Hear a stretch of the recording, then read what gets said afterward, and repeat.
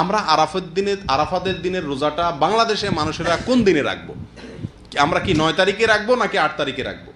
কারণ হাজী সাহেবরা আরাফাতে যেদিন অবস্থান করেন সেদিন আমাদের দেশে 8 তারিখ হয়, চাঁদের কি থাকে 8 তারিখ থাকে। তো আমরা কি হাজী সাহেবরা আরাফাতের মধ্যে অবস্থান করছেন সেদিকে তাকায় 8 তারিখেই রাখবো, নাকি হাজী সাহেবরা সৌদি আরবে যেহেতু 9 তারিখে আরাফাতের ময়দানে অবস্থান করছেন অতএব ওই 9-এর দিকে তাকে আমরা 9 তারিখে রাখবো? এটা নিয়ে একটা ধোঁয়াশা, একটা প্রশ্ন আমাদের ভেতরে কমবেশ আছে। এই প্রশ্নের উত্তরে আমরা কি করব সে করণীয় ক্ষেত্রে আমি সংক্ষেপে বলতে চাই, এক্ষেত্রে ওলামায়ে কেরামের দুটি মত আছে।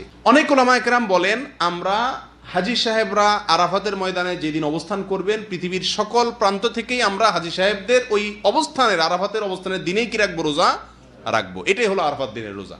যদি সেদিন কোনো দেশে ঈদ না হয় তাহলে আমরা রাখবো, সেটা আমার দেশে 8 তারিখ হোক 7 তারিখ হোক দেখার দরকার নেই। এটা হলো অনেক